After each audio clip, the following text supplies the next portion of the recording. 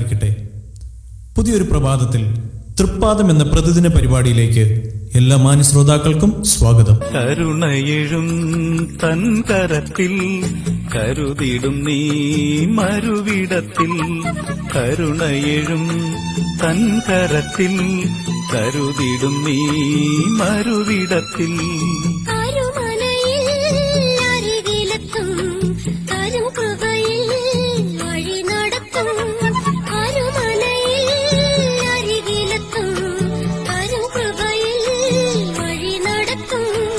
ദൈവമെത്ര നല്ലവനാ അവനിലത്രേ എന്ന ഭയം.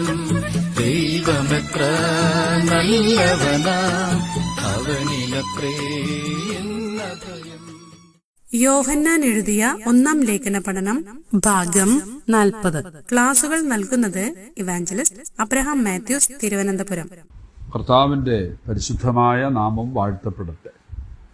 ഇന്ന് രാവിലെയും നമുക്ക് ദൈവവചനം പഠിക്കുവാനും ധ്യാനിപ്പാനും ദൈവത്തിൽ നിന്നുള്ള പ്രത്യാശാനിർഭരമായ വാക്കുകൾ അവിടുന്ന് നമ്മെ ധൈര്യപ്പെടുത്തുന്നു എന്നുള്ള ഉറപ്പ് ഓരോ ദിവസവും നാം കേൾക്കുന്ന വചനത്തിലൂടെ നമുക്ക് ലഭിക്കുന്നതോർത്ത് ദൈവത്തെ സ്തുതിക്കും. യോഹന്നാൻ എഴുതിയ 1 ലേഖനം അതിൻ്റെ അവസാന ഭാഗങ്ങളിലേക്ക് നാം കടന്നു വന്നിരിക്കുകയാണ്. 4 അധ്യായം 1 മുതൽ 9 വരെയുള്ള വാക്യങ്ങളാണ് നമ്മൾ ഇതുവരെ ചിന്തിച്ചത്.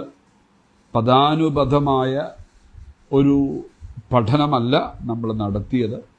പൊതുവായ ചില ആത്മീക സത്യങ്ങൾ നമുക്കൊരുമിച്ച് പഠിക്കുവാൻ ഈ ദിവസങ്ങളിൽ ദൈവം നമ്മെ ഇടയാക്കിയതോർത്ത് ദൈവത്തെ സ്തുതിക്കും. 4 അധ്യായം 10 മുതലുള്ള വാക്യങ്ങൾ. നാം ദൈവത്തെ സ്നേഹിച്ചതല്ല, അവൻ നമ്മെ സ്നേഹിച്ച് തൻ്റെ പുത്രനെ നമ്മുടെ പാപങ്ങൾക്ക് പ്രായശ്ചിത്തം ആകുവാൻ അയച്ചതു തന്നെ സാക്ഷാൽ സ്നേഹം ആകുന്നു. പ്രിയമുള്ളവരെ, ദൈവം ഇങ്ങനെ നമ്മെ സ്നേഹിച്ചു എങ്കിൽ നാമും അന്യോന്യം സ്നേഹിക്കേണ്ടതാണ്. ദൈവത്തെ ആരും ഒരു നാൾ കണ്ടിട്ടില്ല. നാം അന്യോന്യം സ്നേഹിക്കുന്നു എങ്കിൽ ദൈവം നമ്മിൽ വസിക്കുന്നു. അവൻ്റെ സ്നേഹം നമ്മിൽ തികഞ്ഞുമിരിക്കുന്നു. നാം അവനിലും അവൻ നമ്മിലും വസിക്കുന്നുവെന്ന് അവൻ തൻ്റെ ആത്മാവിനെ തന്നതിനാൽ നാം അറിയുന്നു. ഒരു വിശ്വാസിക്ക് ഏറ്റവും അധികം പ്രോത്സാഹനം തരുന്ന വേദപുസ്തകത്തിലെ പ്രധാനപ്പെട്ട കാര്യം എന്താണെന്ന് ചോദിച്ചാൽ ഒരുപക്ഷെ ഈ സന്ദേശം കേൾക്കുന്ന നമ്മുടെ ഹൃദയത്തിൽ നിന്ന് വരുന്ന ഉത്തരം എന്തായി? ഏത് വാക്കാണ് നമുക്ക് ഏറ്റവും അധികം ആശ്വാസവും പ്രചോദനവും എങ്കിൽ ക്രിസ്തുവിലുള്ള ധൈര്യവും നമുക്ക് തരും? ഒരു ദൈവശാസ്ത്ര പണ്ഡിതൻ ഇങ്ങനെ പറഞ്ഞിട്ടുണ്ട്. അദ്ദേഹത്തിൻ്റെ പഠനത്തിൽ അദ്ദേഹം മനസ്സിലാക്കിയ ഒരു കാര്യം, ദൈവം ആരാണ് എന്ന് താൻ മനസ്സിലാക്കി അത് തനിക്ക് പ്രോത്സാഹനം തരുന്ന ഒരു കാര്യം. ഈ അധ്യായത്തിൽ അത് പറയുന്നു, ദൈവം സ്നേഹം ആണ്. 2, ഈ ദൈവം എന്ത് ചെയ്തു? ദൈവം തൻ്റെ പുത്രനെ അയച്ചു. തുടർന്ന് നാം ഈ ഭാഗത്ത് ചിന്തിക്കുന്നത്, സ്നേഹമായ ദൈവം തൻ്റെ പുത്രനെ അയച്ചു. ഇപ്പോൾ ദൈവം എന്ത് ചെയ്തു? അതാണ് ഓരോ വിശ്വാസിക്കും ഏറ്റവും പ്രാധാന്യം നൽകുന്ന, പ്രോത്സാഹനം തരുന്ന ഒരു കാര്യം. എന്താണ്? 12ാമത്തെ വാക്യം, ദൈവം നമ്മിൽ വസിക്കുന്നു. എത്ര ആശ്വാസപ്രദമായ ഒരു വാക്കാണ്, അല്ലെങ്കിൽ ഒരു വലിയ ഒരു കാര്യമാണ് ദൈവം നമ്മോട് പറയുന്നത്. ദൈവത്തിന്റെ പരിശുദ്ധാത്മാവിലൂടെ ദൈവം പറയാണ്, സ്നേഹവാനായ ദൈവം തന്റെ പുത്രനെ ഈ ലോകത്തിലേക്ക് അയച്ച് നമുക്ക് ജീവരക്ഷ തന്ന ദൈവം നമ്മിൽ വസിക്കുന്നു. ക്രിസ്തുവിനെ ഈ ലോകത്തിലേക്ക് അയക്കുന്നതിനും ക്രൂശിലെ അവിടുത്തെ മരണവും ദൈവത്തോടുള്ള മനുഷ്യന്റെ സ്നേഹത്തിന്റെ, ദൈവത്തിന് മനുഷ്യരോടുള്ള സ്നേഹത്തിന്റെ ഉദാത്തമായ ആഴം അല്ലെങ്കിൽ ദൈവത്തിന് മനുഷ്യരെ സ്നേഹിക്കുവാൻ ദൈവം തിരഞ്ഞെടുത്ത ഒരു വലിയ കാര്യം, അതിനുവേണ്ടി ദൈവത്തിന് പ്രേരണ നൽകിയത് തൻ്റെ പുത്രനെ ലോകത്തിലേക്ക് അയക്കുക എന്നുള്ളതാണ്. 10ാമത്തെ വാക്യം, ദൈവത്തിന് നമ്മോടുള്ള സ്നേഹം പ്രത്യക്ഷമായി. യേശു കർത്താവ് കാൽവരി ക്രൂശിൽ നമ്മുടെ പാപങ്ങളുടെ പരിഹാരത്തിന് വേണ്ടി മരിച്ചു എന്നുള്ളത് കൊണ്ട് നമ്മോടുള്ള ദൈവത്തിന്റെ സ്നേഹം പ്രത്യക്ഷമായത് അങ്ങനെ. അപ്പോൾ അങ്ങനെ ദൈവത്തിന്റെ സ്നേഹം നമ്മൾ തികഞ്ഞിരിക്കുന്നു എന്ന് മാത്രമല്ല, ഈ ദൈവം നമ്മിൽ വസിക്കുന്നു എന്നുള്ളത് നാം ഓർക്കണം. 12 മുതൽ 16 വരെയുള്ള വാക്യങ്ങൾ അതാണ് പ്രധാനമായിട്ടും.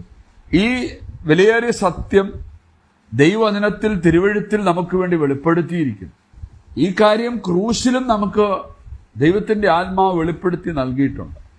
ദൈവത്തിന്റെ സ്നേഹം അതൊരു പ്രമാണമായിട്ടല്ല, അതൊരു പ്രവൃത്തി പദത്തിലേക്ക് ക്രൂശിൽ കൊണ്ടുവരുന്നത് നമുക്കാണ്. നമുക്ക് വേണ്ടി, ആ വാക്ക് ശ്രദ്ധിക്കണം, നമുക്ക് വേണ്ടി, എനിക്ക് വേണ്ടി, നിങ്ങൾക്ക് വേണ്ടി ദൈവം ചെയ്ത കാര്യമാണ് തൻ്റെ പുത്രനെ ലോകത്തിലേക്ക് അയക്കുക. അപ്പോൾ നമ്മൾ ചിന്തിക്കുന്ന ഒരു കാര്യം, ദൈവലോകത്തിലേക്ക് അയച്ച പുത്രൻ അവിടുത്തെ വീണ്ടെടുപ്പ് പൂർത്തീകരിച്ചു. നാം അവനിൽ വിശ്വസിക്കുമ്പോൾ നാം അവിടുത്തെ മക്കളായി തീരുന്നു. അവനെ കൈക്കൊണ്ട് അവന്റെ നാമത്തിൽ വിശ്വസിക്കുന്ന ഏവർക്കും ദൈവമക്കളാകുവാൻ അവിടുന്ന് അധികാരം കൊടുത്തു. പഴയ നിയമമൊക്കെ പഠിക്കുമ്പോൾ ദൈവം കൂടാരങ്ങളിൽ വസിക്കുന്നതായിട്ട് കാണാം, സമാഗമന കൂടാരത്തിൽ. പിന്നീട് നാം വായിക്കുന്നത് ദേവാലയങ്ങളിൽ വസിക്കും. എന്നാൽ ഇന്ന് പുതിയ നിയമകാലത്ത്, പുതിയ നിയമയുഗത്തിൽ, ഈ കൃപാകാലയളവിൽ നമ്മുടെ ഉള്ളിൽ നമ്മോട് കൂടെയാണ് ദൈവം വസിക്കുന്നത് എന്നുള്ളത് നാം ഓർക്കണം. പഴയ നിയമത്തിൽ ഇസ്രായേൽ മക്കൾ പാപം ചെയ്തു കഴിഞ്ഞപ്പോൾ ആ ദൈവ തേജസ് അകന്നുപോയി. ആ തേജസ് കൊണ്ടുവരുവാൻ വേണ്ടി ദൈവം ചില പ്രവാചകന്മാരെ വിളിച്ചു, അവരെ ഉപയോഗിച്ചു. ശൗമേലിനെ ദൈവം വിളിച്ചു, ദാവീദിനെ ഉപയോഗിച്ചു. എന്നാൽ അതിനുശേഷം ദാവീദിന്റെ മകനായ ശലോമോൻ ദൈവത്തിന് വേണ്ടി ഗാംഭീര്യമുള്ള ഒരു ആലയം പണിതു. അപ്പോൾ ആ ദേവാലയത്തിന്മേൽ ഒരിക്കലൂടെ ദൈവതേജസ് ഇറങ്ങി വന്നു. എന്നാൽ ചരിത്രം വീണ്ടും ആവർത്തിക്കപ്പെട്ടു. പ്രിയപ്പെട്ട ഇസ്രായേൽ ജനം ദൈവത്തെ അനുസരിക്കാതിരുന്നപ്പോൾ ആ തേജസ് മാറി ഇസ്രായേൽ മക്കൾ പ്രവാസത്തിലേക്ക്. ഒരു ചോദ്യം, ഈ തേജസ് പിന്നെ മടങ്ങി വന്നില്ലേ? തീർച്ചയായിട്ടും അതേ മടങ്ങി വന്നു. എങ്ങനെയാണ്? ദൈവപുത്രനായ യേശുക്രിസ്തു എന്ന വ്യക്തിയിലൂടെ. വചനം ജഡമായി തീർന്നു, കൃപയും സത്യവും നിറഞ്ഞവനായി നമ്മുടെ ഇടയിൽ പാർത്തു. ഞങ്ങൾ അവന്റെ തേജസ് പിതാവിൽ നിന്ന് ഏകജാതനായവന്റെ തേജസ്സായി കണ്ടു. ദൈവത്തിന്റെ തേജസ് ഈ ഭൂമിയിൽ യേശുക്രിസ്തുവിന്റെ ശരീരത്തിൽ വസിച്ചു. കാരണം അവന്റെ ശരീരമായിരുന്നു ദൈവത്തിന്റെ മന്ദിരം. എന്നാൽ ദുഷ്ടന്മാർ അവന്റെ ശരീരം ക്രൂശിൽ തറച്ചു. അവർ തേജസ്സിന്റെ കർത്താവിനെ ക്രൂശിച്ചുവെന്ന് 1 കൊരിന്ത്യർ 2:8 നമ്മൾ വായിക്കും. ഇതെല്ലാം ദൈവത്തിന്റെ മഹത്തായ പദ്ധതിയുടെ ഭാഗമായി. അങ്ങനെ യേശുക്രിസ്തു മരണത്തിൽ നിന്ന് ഉയർത്തെഴുന്നേറ്റു, സ്വർഗത്തിലേക്ക് മടങ്ങിപ്പോയി. അനന്തരം അവൻ മനുഷ്യരിൽ വസിക്കേണ്ടതിന് പരിശുദ്ധാത്മാവിനെ അയച്ചു. ഇപ്പോൾ ദൈവ തേജസ് ദൈവമക്കളുടെ ശരീരങ്ങളിലാണ് വസിക്കുന്നത്. ദൈവത്തിന്റെ ദാനമായി നിങ്ങളിലിരിക്കുന്ന പരിശുദ്ധാത്മാവിന്റെ മന്ദിരമാകുന്നു നിങ്ങളുടെ ശരീരമെന്നും നിങ്ങളെ വിലയ്ക്ക് വാങ്ങിയിരിക്കയാൽ നിങ്ങൾ താന്താങ്ങൾക്കുള്ളവരല്ല എന്നും അറിയുന്നില്ലയോ?